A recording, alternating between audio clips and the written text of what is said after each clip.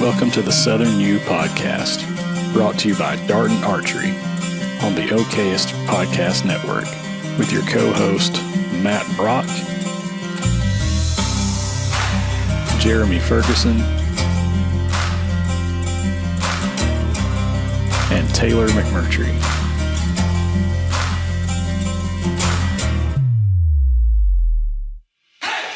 If you're looking for all things land-related in the Southeast, you came to the right place. Whether it's real estate, habitat, wildlife, or just being outdoors, this is the place for you.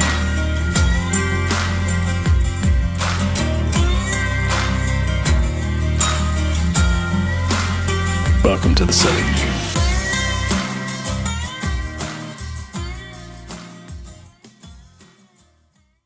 What's up, everybody? Welcome back to another episode of the Southern U Podcast, where we talk all things land-related in the Southeast.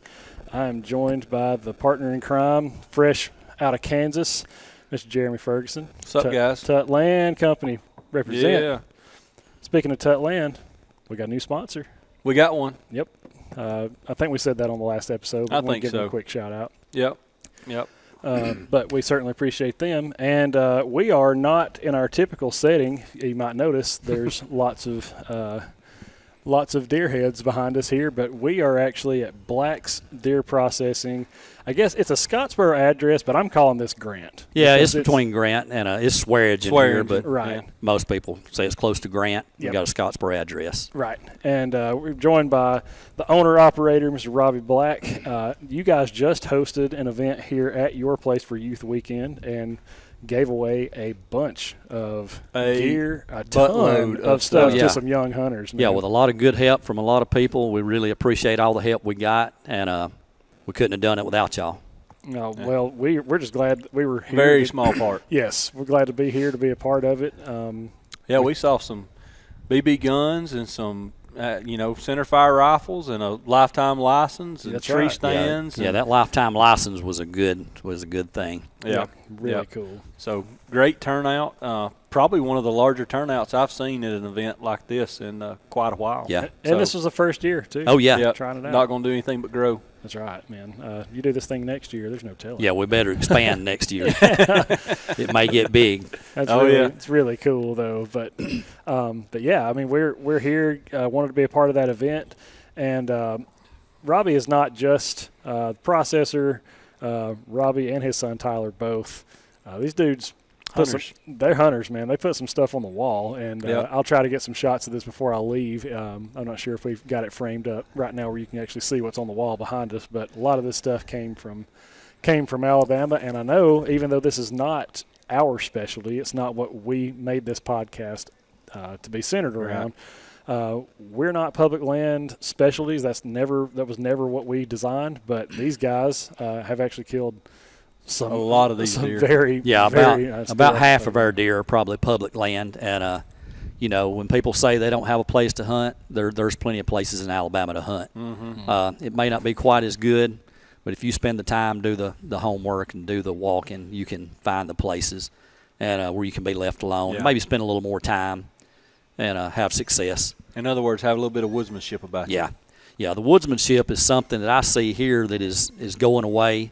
With the baiting, people coming here, you can hunt at a shooting house with blue jeans on, but some of them come in here that hadn't even left their house. Right. And they can hunt over the corn. Mm-hmm. I've actually had a guy this year that's been here 6 times, and he hunts with a crossbow out of his second floor of his house in the city limits. Yeah. But he's trying to thin them out where they're overpopulated.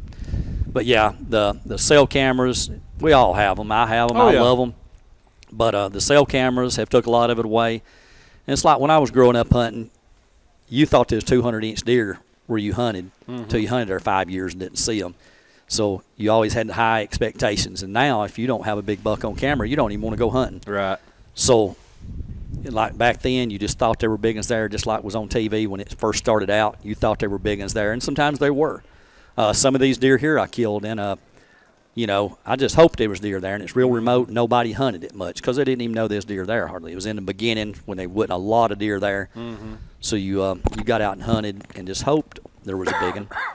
And a lot of times there was, and now if you don't have it big on camera, you're not going to hunt. That's right. And cameras will lie to you. I'll go ahead and tell you. I mean, I've still got cameras hanging in Kansas and got buddies up there, and they're asking what I'm seeing on camera, and I'm like, well, honestly, not a lot. And they're like, well, that's cool. I just had a 140, 30 yards from the camera, and deer hadn't ever been on that camera, and so you can't rely on those things 100%. You still got to go hunt. Yeah. A lot of times they'll fool you. They have you not wanting to hunt when there's really a big one there. I've killed one of these that I had on camera 1 year, and 2 years in a row I had it on camera and seen it. Never seen it the third year, but I killed it. Yeah. Never did have it on camera, and I killed it within 100 yards of a camera. So you got to remember they're still there. That's right. And when they get to rutting and traveling, they could be a mile or two from where you got that camera anytime, and you could kill it. Yeah.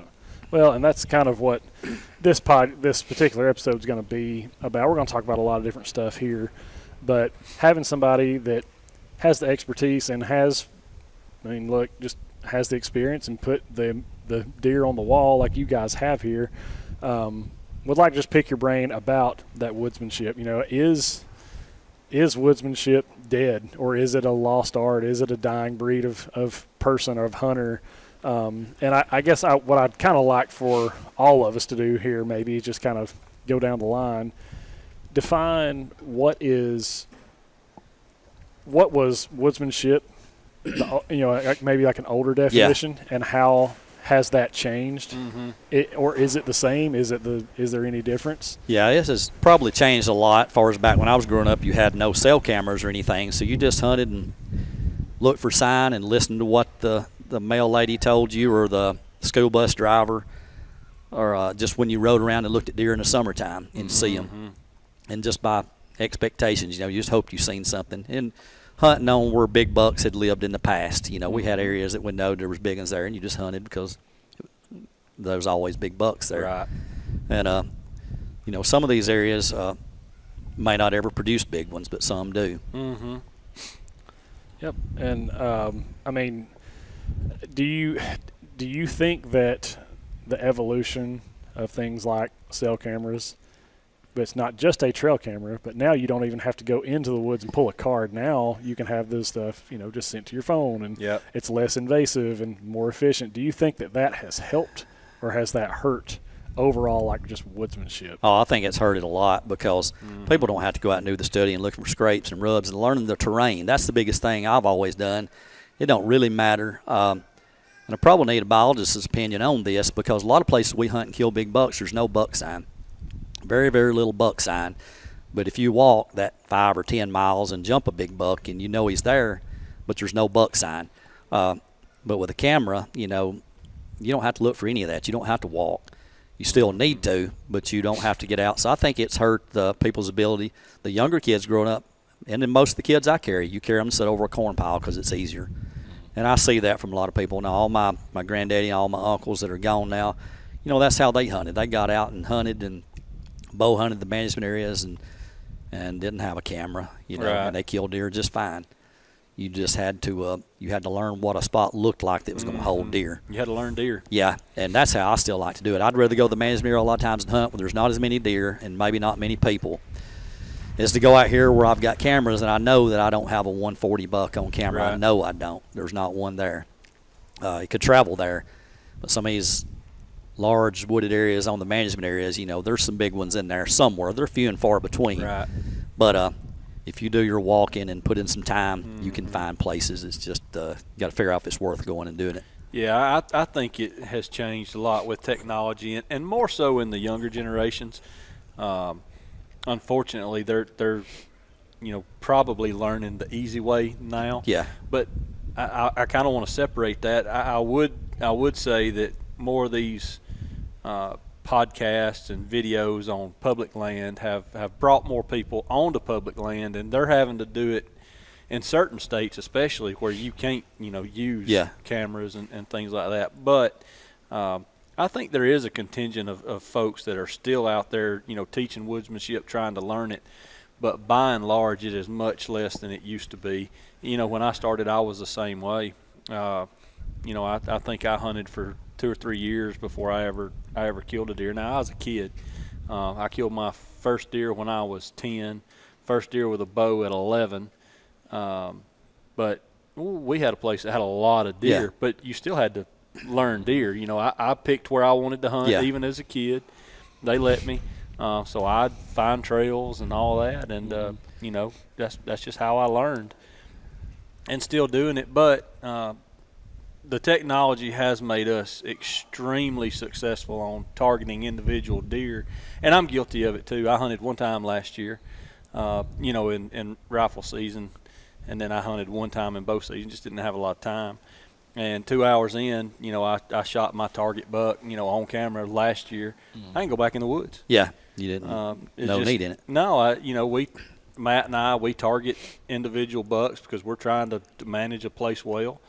And we don't, you know, we'll generally kill 1 or 2. Yeah. But that was the deer I was after. I killed him. I was done, and I was happy. And I think it's also important to note, this is private land. This is land that, you know, we're not talking about going out and targeting a specific buck on public. Not to say that you can't do that, but that's just not what you guys are doing there. Yeah, that's right.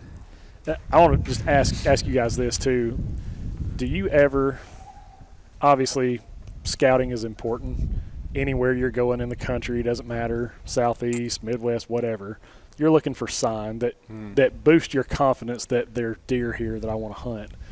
But do you ever walk, just maybe it's like a new place, or maybe, you know, it is somewhere like a management area, public ground area that you haven't hunted before, but do you ever just walk, set foot on a place, put some boots on the ground, and you find a spot where you're like, I don't see a ton of sign, I'm not seeing scrapes and rubs and stuff like that, but man, this just looks deery. Oh, like, yeah. This just looks like a spot that I could just smash one right here. And sometimes that's all it takes to make a decision. There's a place on Skyline WMA that I've been in scouting, and one day on December the 1st, 6 or 8 years ago, I went scouting and was walking property lines in a large wooded area, and was making a lot of noise. And I walked up on 2 bucks bedded down. They were getting up from the bed about 11 o'clock in the day, bright sunshine. One of them was a 9-pointer that was probably 20 inches wide, huge buck. When they walked off, I got up, I was videoing them, I walked up there to them, and there was 0 buck sign anywhere around. You would find a thumb-sized rub, or maybe go off 100 yards and find a bigger rub. The only kind of buck sign that buck ever made, and he stayed there all winter, was a few scrapes. And I know you could find a few scattered rubs, but as far as finding that place tore up, he was coming through there, and only a few scrapes, and never showed himself either. But he was a real good buck, and the same day I made a big loop, walked up on 3 bucks, 0 buck sign. And I've seen a few more bucks there, and you would think there was not a deer living there. So I think with all maybe hunting pressure, and they evolve into the bucks that rub a lot maybe get killed. And the ones that don't, they survive longer. Because we hunt lots of spots that are highly pressured, I guess, and they just don't leave buck sign. Yeah. You just hunt off the terrain, and you see where they've been, and you just think, well, if there's does here, you know, there'll eventually be a buck from somewhere. Right. And they just don't leave no clue that they're there. Well, that's interesting, because that's a lot. I won't say a lot, but that's very similar to some of the places we hunt in the Midwest. You know, we're hunting terrain because we know that deer, even if there's not sign there, that's where the deer they've got to come. They don't have a choice. And you know, we're very, very successful in those. One stand I can think of, I've killed 2 upper 140s class deer out of it, and we've killed 2 booners and a 160-inch deer out of it in the last 5 years. But they're forced. Now, they may miss you by 30 yards, but if you're you know, you hang in there and you're paying attention, you set controls right and all that, you know, you can get by with them coming by you. But by and large, you know, we kill deer on the first sit in those stands. When those deer we know they should be working through there the right weather conditions. Yeah, the deer I killed in Illinois a week or so ago, it was, you know, I was just hunting a terrain feature. I wasn't looking for sign. I know there were big bucks in the area. It was only a few hundred yards from where we'd seen deer, and I didn't even look for a rub, but I did see a few. No scrapes that I seen. I didn't walk the area stinking it up. I just hunted that terrain feature and Seen several bucks and killed one. Because, you spend a couple of days, you can figure out whether they're using it. That's right. And even if they're not, that third day they may be there. Yep. And that's part of what we're talking about, learning sign, learning travel. Yeah. That comes from time in the woods, or for some people it comes because somebody just showed you, hey, go right there. Yeah, well, that was going to be my thing, is like, I think it doesn't take like a tremendous amount of experience to identify that's a rub, that's a scrape. I think there's deer in here. Maybe there's droppings, there's popped acorn holes in that right time of the year. Like, okay. That's not necessarily super difficult, I don't think. But where I think kind of the woodsmanship, the guys that are really good at that kind of stuff, is they hunt where they like you said, deer almost have to be here. I know I'm not seeing a ton of sign, but the terrain and everything is coming together right here where, like, the deer have got to come through here eventually. I may not be there when it happens, but I think – like that is a scenario where boots on the ground can trump a camera. Oh, absolutely. And you know what I mean? Cameras are great, and I'm going to use them until they say we can't. But they're going to miss a lot of deer. Yeah, I mean, just because that deer doesn't walk in front of your camera doesn't mean it's not there. Right. And so I think the guys that are able to look at like a terrain feature or look at something and go, man, this looks deery. This is. They're going to come through here at some point. That stand I was talking about in Kansas, there's never rubs in there. Never. Yeah. But there's always, under one tree, there's always a monster scrape. And the reason we figured this out, we had a stand in there for years and never really killed much out of it. Had some deer shot at, but they were, a little too far and missed. And, we killed a couple out of there. But I sat in there with Trey, one of the guys that used to work with me some, and, we were filming and hunting, and we just kept seeing these deer work the same trail. I'm like, okay, we got to move over there. I mean, immediately. The first time we had a stand there, I killed the first, upper 140s. The next time somebody sat it, it was a booner. It was just, I think it was 172. The next time it was hunted, I killed, these are different years. I killed another, mid 140s class deer, and we killed another deer out of it that year. And I think that one was the one that was in the 160s. The only time I've ever sat that stand and not killed a deer was last year when Joe Lindsay killed that 181. Right. And I had that deer all over me. I've got video of him for 25 minutes. And just terrible circumstances. I couldn't make him dead. Right. I mean, it was limbs. He was facing me as away, facing away or facing dead at me. I'm just not going to take a marginal shot. Some people will. I'm not. I didn't. I sat Joe in there. He killed it on first, his first set. So hunting smart, learning deer, learning how they travel, where they travel, and everywhere is going to be different. And you've got to figure that out.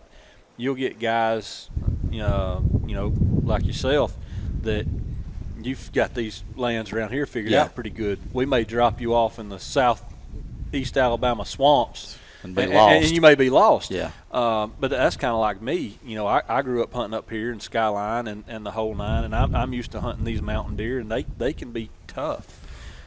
There's also places that you figure it out, hey, these deer have to use this right here. Yeah. If they want to get from point A to point B, which that's what they're doing, they're going from bed to food, they don't have a choice but to come right through this 100 to 200 acres or 200 yard stretch. You just got to figure out exactly where it is. And that's what makes it so hard on some of the areas in the mountains of northeast Alabama.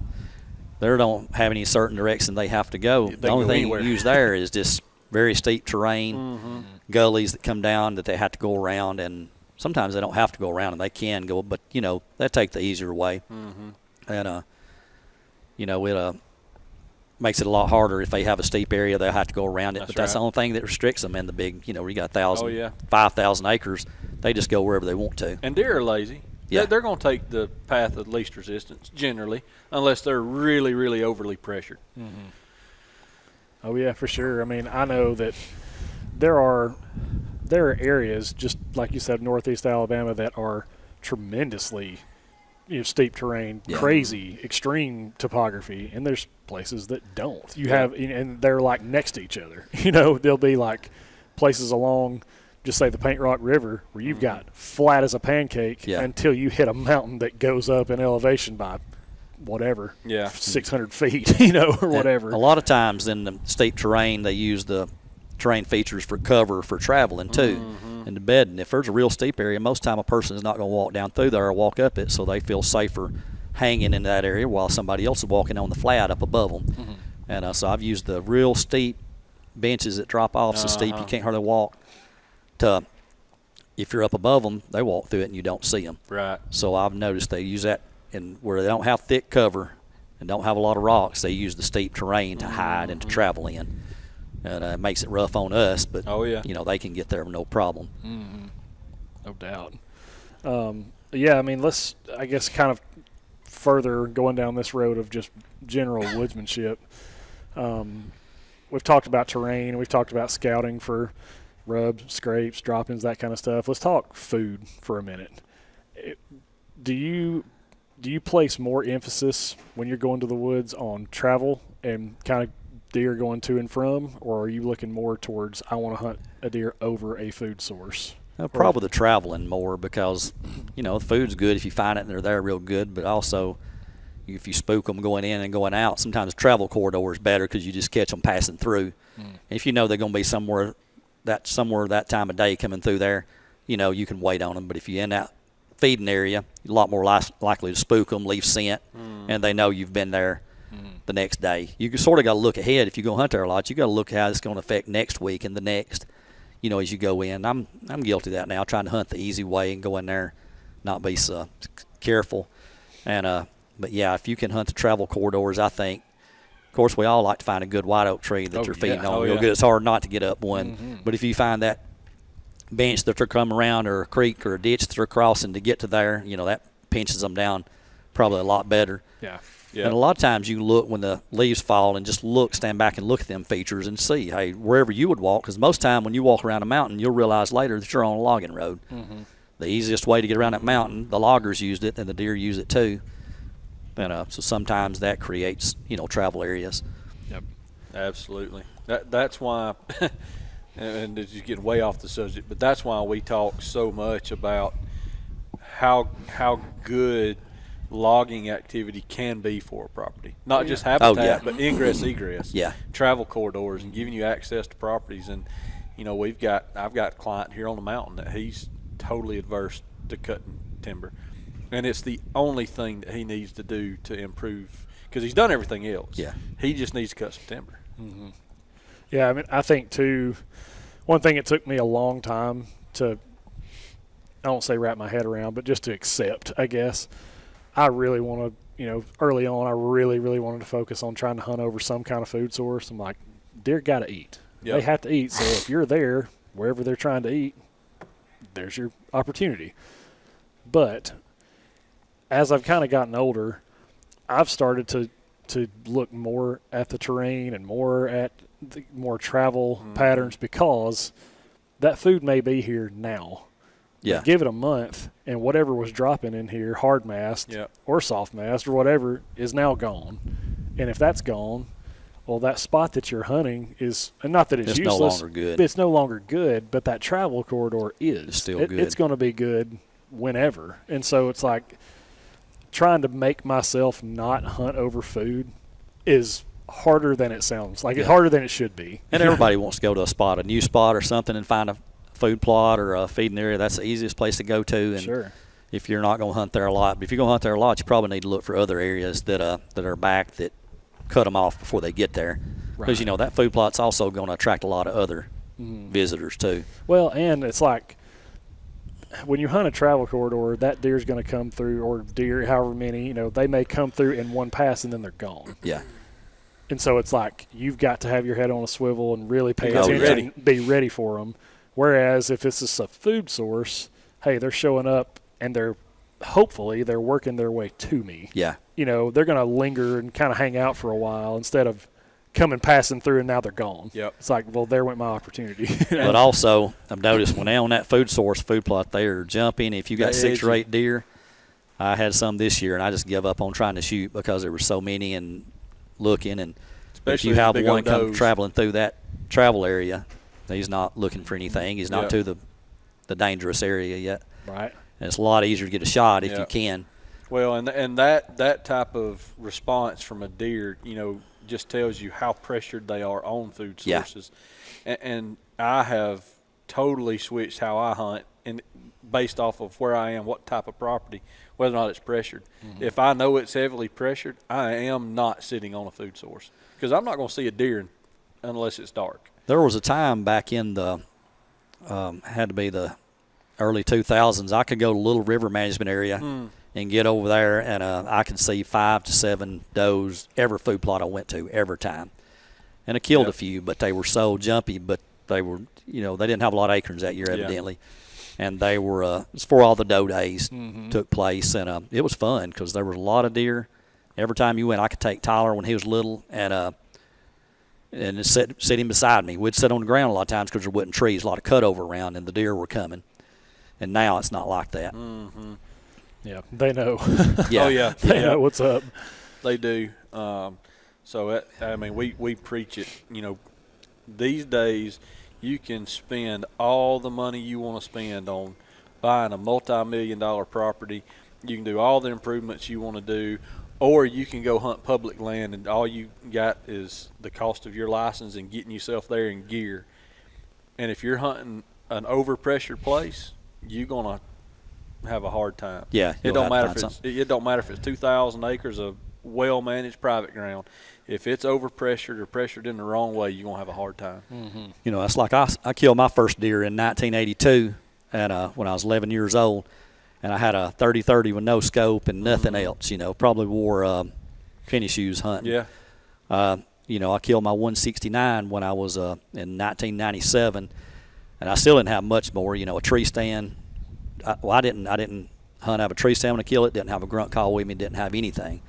And I killed some deer like that. And now you have all the technology advances, and it's still hard to do that because everybody has it. Yep. So then you just depended on woodsmanship and stuff, and you didn't have to have a tree stand. Sometimes I still love hunting on the ground because you can slip in there closer to them and not be spotted or alert them. And that's why sometimes I look up to somebody like Justin Gondola shooting a longbow. Oh yeah. Because just go back and do it the simple way and don't have all the fancy stuff, and lower your expectations a little bit maybe and have more fun. Yeah. Oh yeah. No, I say it all the time, man. Why do any of us do this? It's supposed to be fun. Yeah. Yeah. And when it stops becoming fun, I won't do it anymore. Yeah. You When know? I hunt that's the only reason that any of us got into it in the first place. when I hunt with my gun for a couple months and quit not seeing any big ones, I'll carry my bow just because that smaller buck that I wouldn't shoot, I'll take my bow and take a chance. It's a lot funner. Then I start having fun again. Right. But when you don't have a real big buck there, carrying a gun is really useless. You carry that bow and have some fun, and I feel like you've accomplished something. That's Yep. right. No doubt. Well, I think this is something that, especially having you here, I know your son does taxidermy, and you obviously are processing a lot of deer and those sort of things, so we'll get into some of that. But I was wanting to ask you, let's just say that somebody is successful and they bring a deer in, whether that's just for meat or if maybe they have something they want to put on the wall. I think part of the woodsmanship thing is knowing what to do with that animal and making sure absolutely. that you can maximize obviously the yield that you get for the meat, but making sure that you don't butcher up that that cape so bad. I've the seen tax that a service, lot and posted videos of what a gutting job is supposed to be like, and some people want to do it the way they want to do it anyway. And but I recommend not cutting them down through the hindquarters and exposing all the meat. And if it's gut shot, it gets contaminated. Don't split the brisket. I know it does air it out better, but you can cut some hide off that's not going to affect the meat. And just to keep it clean, because you get it contaminated, you're going to have to throw it away. And you don't need a big knife. You need just a smaller knife, and just be careful. Get all the guts out without busting them. And we can keep them so much cleaner here, but a person don't need to leave it for hours and hours in this hot weather before they gut it. Sure. So I always gut mine before I drag them. I'm not going to drag them unless it's downhill to get them out of that area. But normally I just gut them where I kill them. Mm-hmm. And because you done got the one you want there, you're probably not going to go back for a few days. Mm-hmm. But, yeah, taking care of it before they get it here is a big thing. Keep it cool, keep it clean. Don't haul it around all day. And we can do a lot better job with it. Sure. And I really see an increase on the yield on it. Yeah. And so, like, and you said, like, where would you stop when you're gutting one? Assuming you're going to take it to a taxidermist and get it mounted, where do you want to stop your incision on that belly? Just stop at the brisket there. When you hit bone, just stop. And I have had them to split them all the way up through the neck and still want it, and it's just too late then. Yeah. Split it to the brisket, down to the straddle, leave a small incision about like that, and just reach in there and get it out. And, yeah, don't cut them rib bones, because then the taxidermist is not going to be happy. Right. And but, yeah, that means a lot. When they take care of it, they do their part, and we can do our part when it gets here. Sure. Yeah, and I'm going to expand on that a little bit because we talked about it earlier. I've heard it and probably been guilty of it when I was a younger fella, not really Oh, yeah, thinking. we all were. And I thought, you got to have the biggest gun that you can shoot to kill stuff. But when you ask a processor why you didn't get as much meat as you thought you did when you shot a 90-pound doe through the front shoulders with a 300 mag. Oh, yeah. You ruin all that. It's devastating, Yeah. Especially with 300 Magnum. I mean, a lot of them. It don't matter a lot what of these caliber. big guns, yep. Quarter and tore them or something through the front shoulders, out the guts, the hindquarters. You get them shot 3 or 4 times. It destroys it. Because even if you have a deer shot in the head, you're probably only going to get 35 to 40% yield, maybe. Mm-hmm. If you shoot it in the shoulder, blow, it's a large area that's bloodshot. Yep. It's not just where the bullet hole is. Sometimes the whole front end is not worth saving. But you're going to drop down to 25 to 30% probably. Yeah. Well, and people that's don't with just one realize shot. how much, what percentage of the body weight is gone from the guts either. Yeah. That's anywhere from 25 to typically Yeah. 35% right there, just off the top. And we say normally a field-dressed deer, we'll probably get about 30 to 35% yield after it's gutted, that field-dressed weight. And so you get about that 35%, sometimes more. So a 120-pound doe, you start taking away 20%, then 30%. Yeah. That's getting down there. Yeah, You've got to realize that, yes, you can feed your family on this, but if you're trying to feed it off of one deer, one, it's not going to be cheaper than beef. No. Because everything else that goes into it. Yeah, you're not. And two, you can't do it on one deer. You're going to have to shoot several deer. Yeah, that's not an excuse saying you're feeding your family you don't have the money, because it's going to cost you more money. That's it. That's the most expensive cheap meat or free meat out there, There's other reasons we're doing it, but it is a good reason to get that meat. Oh, absolutely. And we try to take the best care of it we can. We'd never take anybody's meat because we don't need any more. We have so many people to leave them, donate them. That's right. We give deer meat away all the time because we don't need it all. It's always been funny to me. People would gripe, on the processor, say, I know they're selling our meat, and I'm like, you guys have no idea what's going into this. Yeah. Now, does somebody done it? Yeah, I'm sure they have. I've heard these stories of other processors I've used in the past, and people would say, the only problem I had is they took my deer meat. They took some of my deer meat. And I said, and he told me that, look, we have never took anybody's meat. We don't want it. We have a freezer full. We don't have room for it. I've got all I need. I have people, I probably had 25 deer donated last year. Mm-hmm. So, there's needy families that need it. Or, absolutely. We can use it for summer sausage or whatever we want it for. Mm-hmm. There's plenty. Yeah, and I wish more processors, would take the route of donations. There's some, manpower's expensive, equipment's expensive, everything's expensive these days.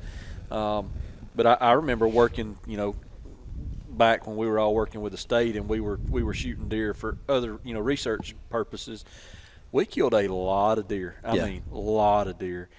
And we only had 1 or 2 guys that would actually take those deer and process them and donate them. Now, we got funds to help, but they were donating a lot of their time to do that and fed a lot of people. And now we have started seeing pushback from entities that really need the food banks, churches, things like that. They're like, oh, no, we're not going to take deer. We're against killing, deer. Yeah. We're going to make somebody mad that we're feeding them deer because they're killing some. I'm like, well, we killed that cow. Yeah. It was standing out there in my yard. And and it's named. Yeah. You know? So that's worse. Yeah, we have some churches and different things that we work with. They'll come buy them. You know, Yep. they just, you know, they'll bring some and, you know, take any leftovers we have. And, you know, some people with some of the scraps go to dog food. So we sell the hides. You know, people get the feet. Not Yep. much of it goes to waste. Yeah. I remember when we could, you know, just make a phone call and they'd come snatch a deer out of the bed of your truck. Now you make a phone call and they go, was it gutted? Yeah. Is it cut up? Yeah. What do we got to do with it? I'm like, do you want it or not? Yeah. It's free. A lot of them don't want it anymore. Yeah. I used to have people that I worked with that would want a deer, and they would say, you know, when you shoot it, call me and I'll come help you. And I would call them, and they would come help me drag it. But Yeah. I don't see that a lot. No. Let me ask you another question on how you handle the meat. I've got a lot of guys that they like to cut their meat up and then take it to a processor, and some require it. There's a guy locally for me. He's shaking his head already. Yeah, I don't like that. He requires it. And my main question is, if you do that, how do you need to handle that meat? Because I get people that say, man, you got to soak it in water. You got to do all this. I'm No. like, ooh. Yeah, I'm don't like, soak it in water.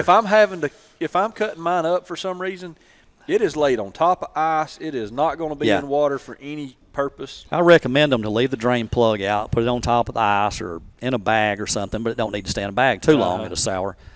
But the main thing is they sort of need to know how to cut it up a little bit, because I have people bringing them, and I say as long as it's clean, because I'll charge a cleanup fee. Right. And they'll say it's clean, but they killed elk in Colorado and deboned it. Oh, And they yeah. didn't take a tarp. And we've had some that I've had to call them and tell them, look, I can't. You're Yeah. going to get about 10 or 20% of what you brought. It's just terrible. Now, the main thing is probably watch some videos, learn how to quarter one up halfway decent. Just Right. take a tarp. We'll take a 3-foot tarp, Colorado, or wherever, to Skyline, quarter a deer up on it, and you get a little hair on it, but keep the dirt and the leaves off of it. Right. I had rather have the whole deer, because even the cooler deer, I have to have a place to lay that meat out and let it dry. That takes shelves, and we don't have much of that, because you don't want it soaking in that water for Right. days, and it's slimy. It makes a big mess, and it don't last as long as they think it will sometimes when they bring it. And but I had rather have a whole deer. Yeah. But I understand people hunting out of state and have to debone it, or hunting South Alabama Yeah. and it's hot. So if they just take the time to keep it clean, if you feel through there, you can separate the muscles That's by it. almost with your fingers. If you'll just separate them and keep the hair and dirt off of it to a certain level, you know. Well, we were cleaning some up in Kansas, and a friend of mine that's been, I think Bob said he was 67 or 68, and we were cleaning a deer, you know, up there, deboning all that. He's like, you know, I've never deboned deer. He said, this is not what we do. Yeah. To get it back, you know, it's what you got to do.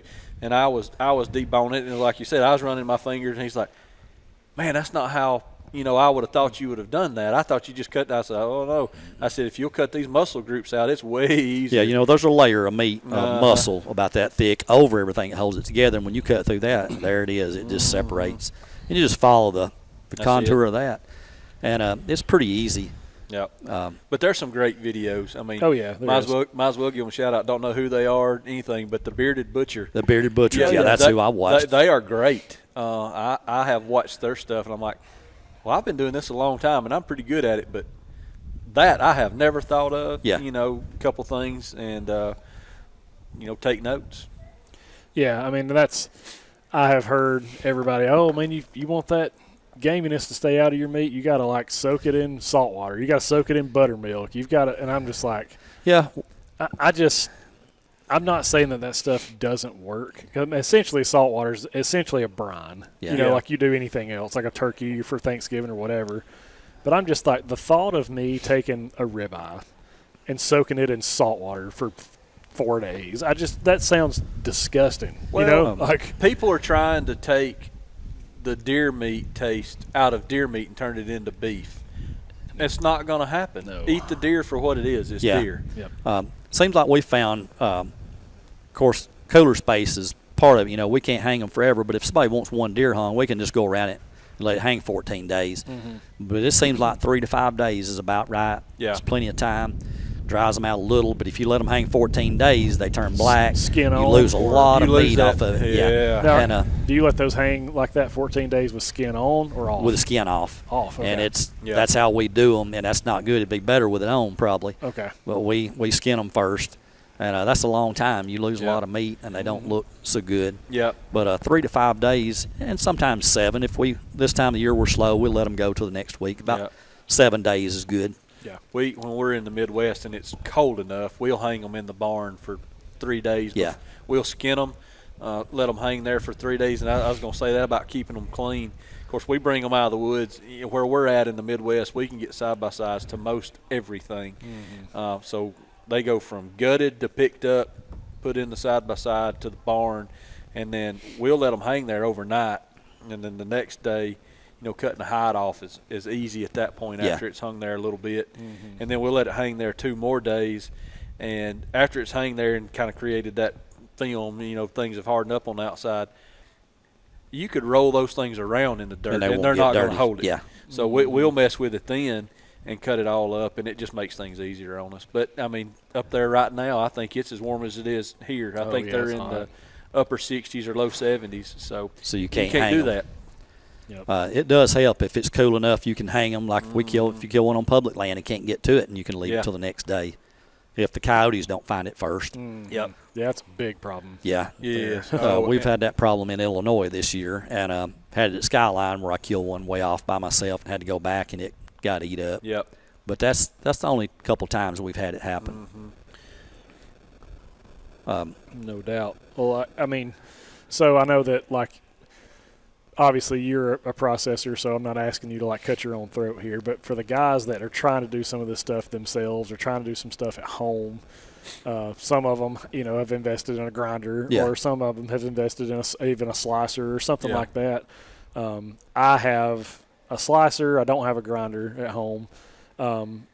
But generally speaking, if I take a deer to a processor, I will tell them I want everything sliced that can be sliced into steaks possible. Like, I want as many as you can possibly give me, and then everything else grinded up into burger, or just kind of grind. Do you see a lot of that, or are people asking more for like snack sticks and summer sausage and that sort of stuff? Like, what are they? What's the varies. demand? A lot of people want all ground meat. They use it for so many different things. A lot of them want the whole deer in cube steak, and you can't do that.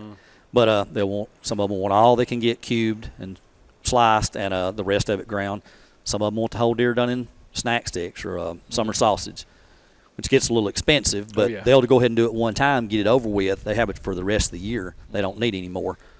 But yeah, a lot of people, they do it. And like I said, we hang it 3 to 5 days, and they'll say that's the best deer meat they've ever eaten. What do y'all do different? It's like, I don't know what we do. We just do it the same. We take care of it to the best of our ability and keep it clean and cool. Yeah. Gotcha. Our skinning room stays 40 to 45 degrees, so when a person brings one in at 1 o'clock at night, it's cool in there. It's not sitting outside. It stays cool. They're skinned the next day and put in the cooler so they stay cool, and that helps. Off the wall question, and this is, unless y'all track it, you don't really know, but just kind of an anecdotal gut feeling. What percentage of deer coming in to you now are dropping corn? Oh, a high percentage. I don't know how high, but I do a lot of drain unstopping, and it's not just from corn, but there's probably a lot of it in the system. Yeah. It's if they're gut shot, there's corn falling out. Yeah. I figured. Yeah, there's a lot of it. I don't know what the percentage would be, but even if killed on the management area, they're going somewhere and finding corn. Oh, yeah. And so you might want to hunt that travel corridor to that corn pile. You're legal. But, yeah, there's a high percentage of the corn. And, I've thought in the past that all that had took a bad toll on our deer herd, till you get a year where there's not acorns, and then there's the numbers again. I think Matt sent us a text today that he was, or maybe last night, that he was looking at deer harvest totals for the state, and to whatever day it was, I think it was yesterday, that we were like 10,000 deer behind. I wouldn't doubt year. it because. But we've had a tremendous acorn crop this year. Yeah, a lot of acorns. And to me, last year that says woodsmanship. Oh, last year, see, we went everybody's sitting on green fields. The year before, we went down to 850 deer. Last year, we done 1,300. Yeah. We had been up to 1,100, somewhere in there, 1,150. Went down to 800, so I thought, this has done it. The numbers are getting lower. And then last year, back up to nearly 1,300 because there was no food. Right. So this year, I'm sure that knocked the numbers down. Now there's food. It's going to be a little bit lower. But the only way I keep the numbers up, and it's hard to tell, is just continually getting more business. So I'm dealing with more and more people each year. So if the numbers even go down of the deer harvest, I'm still getting. You don't notice. Still getting, but when we have them really good years, you pay for it. And that has hurt my hunting a lot. When you get busy, that's the best time to hunt. And so when you have a slow time of the year, it's not good hunting. So you have to find another area like Little River. Yeah. Bankhead, somewhere in them areas that are rutting at different times so you can get freed up and go hunt, or Illinois. Yeah. You go there during the slow time because when our biggest time probably is, it picks up at Christmas and really picks up more New Year's. But usually the third week of January here is the busiest time. Yeah. And that sounds right. I mean, that coincides when our deer are rutting for the most part. We can track, like Stevenson and some of them areas that start in early December. A little early, yep. Some of Skyline mid to late December, and some of it even later. But right here in Marshall County, third or fourth weekend week of January probably, even into February. But you can see it moving. Like when the deer comes in, it'll be Gunnersville, Claysville, Union Grove. Before that, it's Stevenson, and there won't be no deers coming from. It's funny how you can track that, but that's exactly right. Just from the conception surveys that we did for years, we've got, the state of Alabama has actually a phenomenal rut map, and people can argue with it all they want. Look, gradient maps are hard to read. They are. They're not, they're not perfect, but they give you a real good representation. And, thousands of deer, went into building that map. Yeah. So, no doubt. It's pretty accurate because I've hunted the different areas, some of them, and, it's pretty close. I'm sure you're going to have some that are different. Oh, yeah, you're going to have outliers. And the rut's spread out so much you can't tell because your neighbor will tell you the rut was a month later than what you thought it was because he's seen a deer chasing. I'm gonna break some of these guys' hearts out there that the rut's early or the rut's late. The rut ain't early and the rut ain't late. You just ain't there. Or high temps like right now when it's hot, man, you won't see deer. I mean, all the conception surveys we've done for years in the state of Alabama. I mean, I think it was in the 90-something percentile where those deer came into estrus in that period when we were doing the studies within a 48-hour window. Mm-hmm. Yeah, that's tight. And that and. The cold weather don't make the rut start, but it does help. It makes movement. Well, you see the movement during daylight hours because they're not burning up, chasing. But sometimes, like we was talking here, when you have those extreme cold times where it barely gets out of the teens or in the 20s for the highs for several days, I just stay in the bed on them days. Too. Because I've had periods here for a 5-day period where we didn't get a single deer. And the first day that it got up into the 30s or 40s, we started getting deer again. And it just slows them down. I guess they know warm weather is going to come eventually. That's right. These days, and we don't get many of them down here that's single digits, 10 or below, obviously single digits. Yeah, but it doesn't. We don't see deer move that much during that period. And because it doesn't last long. Right. I mean, you may have something blow through here, and for 3, 4, 5 days it's nice and cold, but then it's going back up. Yep. And I agree. I did want to ask you one thing, jumping back to the processor stuff. Say that somebody does shoot a deer and maybe they mess up the skinning job or something or the gut job or something. They do get leaves or just debris on the outside of that meat stuck to it. Are you an advocate of like spraying them down with a water hose, or you like never ever get them wet? Well, you could before the hides took off, because if you spray it down after the hides took off, you're spreading that contamination all over the deer. Mm-hmm. But if you don't overcut the hindquarters and overcut it up here, you're not really contaminating anything that's good anyway. Mm-hmm. So, yeah, you could spray it out, but those guts don't come off very well, you know. Yeah. And if we skin that deer, anything you spray on it contaminates the rest of the deer. So it's really, the water hose don't do a whole lot of good. And we use warm water to do it with, too. It gets it off a little better. But, yeah, I say if you've got it at home and it's going to be a while before you bring it, you can spray the rib cage out because that don't contaminate meat that you're going to use. Right. As long as you don't overcut the hindquarters, that's where, that's where the best meat is. Yeah. Sure. And if you contaminate that, you've wasted a lot of meat. Gotcha. Well, and when we're in the woods, sometimes it's dark when you're gutting deer and you try and do the best you can. You That's slip that's up. what I mean. That's not going to turn out good anyway. That's right. And what we do, if we spill a little bit of gut, we immediately, bottled water, whatever, we wash it off and then we cut that out. Yeah, we cut a little sliver out and we lost that, but we don't want that sitting there. Yeah, if you could cut it off, that would be good. If we ever pack out a deer or elk, that's the first thing you want to do. If you got anything that's not very good right there, you want to throw it away so you don't have to tote it out. Right. There's no need in toting it out and cleaning it later. Weight. Yep. So you tote anything contaminated out, cut it out and throw it away, and you got good clean meat. Yep. But, yeah, I would recommend cutting that spot off if you can. Yep. And go ahead and waste it then so it don't seep in there and That's it. contaminate the rest of it. No doubt. Well, I know that we're kind of getting towards the end, wrapping up here, but we've talked a lot about woodsmanship and just how to read, topography, how to read the land, scout, all those sort of things that feel like make, somebody an experienced woodsman and a successful one. What do you think we can do, I guess, moving forward for like future generations to kind of help steward that spirit of woodsmanship so that it doesn't get lost? Yeah, maybe just show our kids, take them out there to the WMAs where you can't bait, or if you have a hunting club, just take them and show them the old way of hunting, to look for sign, and and they'll take that up instead of hunting over the corn, and just hunt like hunting should be. There's nothing wrong with hunting over corn. We all do it some. Yeah. Sure. But knowing how to hunt those areas without corn, because some people would probably think if there's not a corn pile there, there's no need in hunting. Right. It's useless. And it is easy to do that when you get used to seeing them come to it and you don't have any. You think, I don't need to go.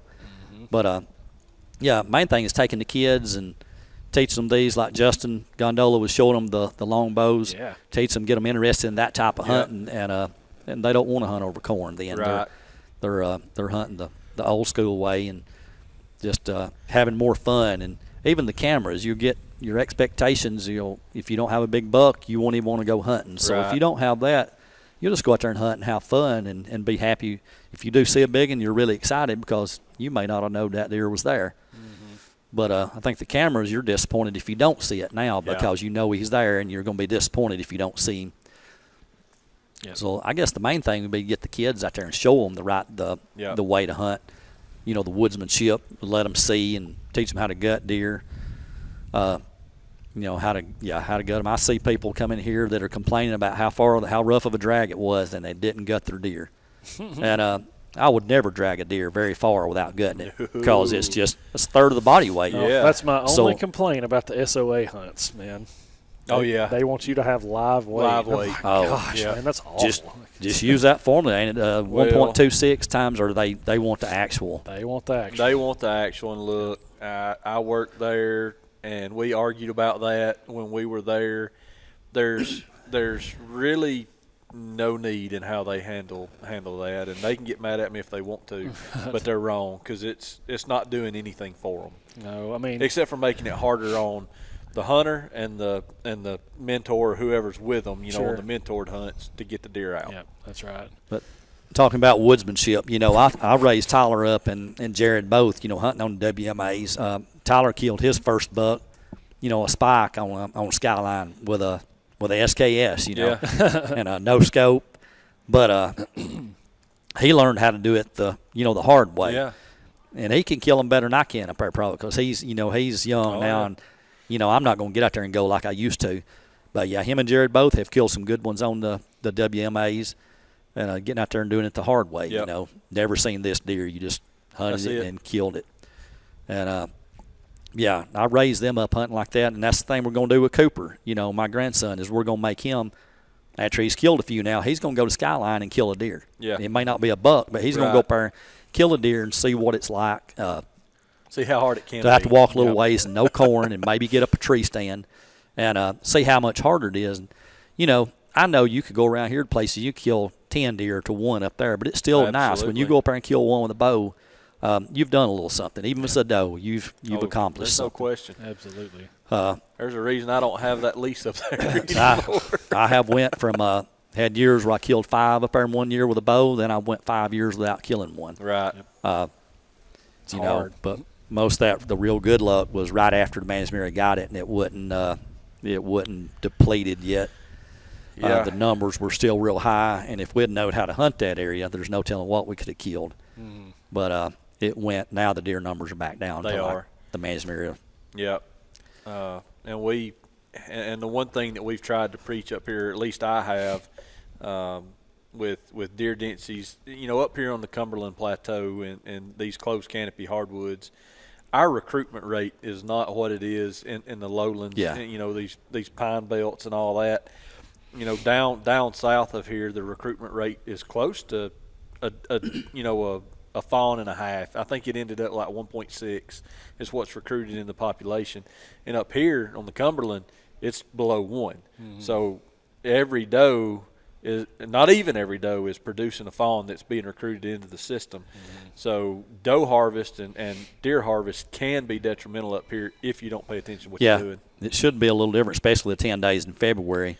You know, areas like this it's just puts more damage on them. It does. Some of the areas in South Alabama can handle that probably, but up here, absolutely. Our deer are pushed to the limit so bad already that recruitment rates less. Yeah, it's just hard for them to recover from all of it. Yep, for sure. Well, Robby, I think that's pretty much going to wrap us up for this episode. But I just want to commend you just for doing this event and having all these young hunters out here. You know, many of them may have hunted for the very first time today. You know, oh yeah. I think I saw somebody that had killed their first deer, 2 or 3 of them. They have, yeah. I don't know if it was their first. I believe it was. Some of them had blood on their face. Especially was their first deer, which is awesome to see. Yeah, really cool. And I think that kind of goes a long way with trying to steward on woodsmanship and pass that on down. And having events like this are very important. Yeah. So it's just cool to kind of be a part of that. Yeah, and I really appreciate all the people that helped because it'd been hard to do it, alone. A lot of different people stepped up and helped and donated. I saw a lot of different names. I think we had really almost too much stuff. It took forever to give it all away. Oh, yeah. I mean, I think we every kid came we could have put half of it up and had another one. Yeah. But, it's a good thing. And it's like my niece. She don't come from a hunting family other than me, and this is on the second time, I believe the second time she's ever been. She killed one last year and almost did today. And she loves it, That's awesome. She so getting them, her mother is not really for hunting very much, but she gave in and realized that it's better than doing other things, and she let her go, and she loves it. You know? For any of the parents out there that's against hunting, man, you got to think about getting kids outside versus behind the screen. Yeah. There's so much to life that you can learn, even if you get out to hunt and decide hunting's not for you. Just be outside. There's other stuff to do. You can shoot skeet or shoot a bow and arrow and don't have to hunt. Yeah, absolutely. And can get education paid for that kind of stuff too. Yeah, and hunting families, like when I was growing up, my granddaddy, my daddy, all my uncles hunted, and now they're all gone, and it's down to me, and Tyler and Jared to bring that up, and it's getting smaller. If you're not careful, it'll be gone. Yep. Mm-hmm. Yep. Absolutely. They're after our rights every day. Yeah. So if you can introduce a kid that don't hunt, one of the kids that went with me today, his daddy is a fisherman. He's a guide and fished the Bassmasters for years, and he don't deer hunt very little. And that boy has killed a deer, but he went today and he shot the deer that we've got to go back and look for. Gotcha. And he had a ball, but I'll carry him when I can just to keep that going. He'll probably be a hunter for life now. Yep. For sure. So I recommend anybody, if you don't have a kid, you can find a kid. There's somebody in a family or somebody that you could carry and make a difference in that kid's life, because they just never knew they liked hunting. Yep. My niece never knows. She just started noticing us and wanted to go. Yeah. And realized that she liked it. Well, I've got a buddy that graduated high school with me that reached out last year and didn't have time to get everything in order to get a license and all that, but he's going to get his hunter safety course done, and I'm going to take him hunting for the first time. Yeah. I mean, it's literally on his bucket list of things to do, and he's my age, and nobody's ever offered to take him. Yep. Which is awful. I never want to brag about how many deer you kill with a gun, because you can kill an endless amount if you've got a decent spot with a corn and stuff. With a bow is a little bit different. I've killed several with the bow, not some of the old timers I've seen at Skyline and stuff that killed 150 Right. and killed that many. I killed number 51 the other day. That's awesome. And but what I would brag about is carrying kids. I think I have carried 7. Not just kids, grown-ups that didn't hunt. I've carried 7 or 8 different people to kill their first deer or turkey, one of them a turkey, that had hunted very little or hadn't hunted and killed their first deer, And that's what I wish a lot of people would do, just to get them, teach them the right way to do it, follow the law and do it the right way. Right. That's it. Well, that's cool, man. Thank you so much for having us, and we look forward to doing some more stuff. I mean, I'm sure there's something for us to get into up here. Oh, yeah. Help you guys out Yeah, I too, appreciate y'all helping and having me on here, and we can come up with something else, I'm sure. Yeah, Oh, yeah. absolutely. We're looking forward to next year at the very least. Yeah. Taylor's always looking for another job. He might come up here to Hey, get some deer. I'm always needing help.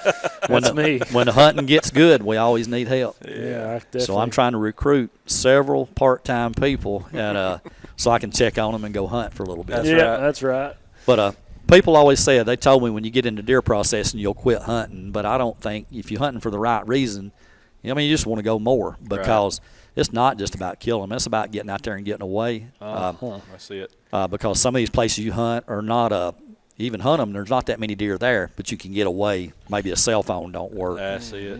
And you can get away, so it's not just about killing them.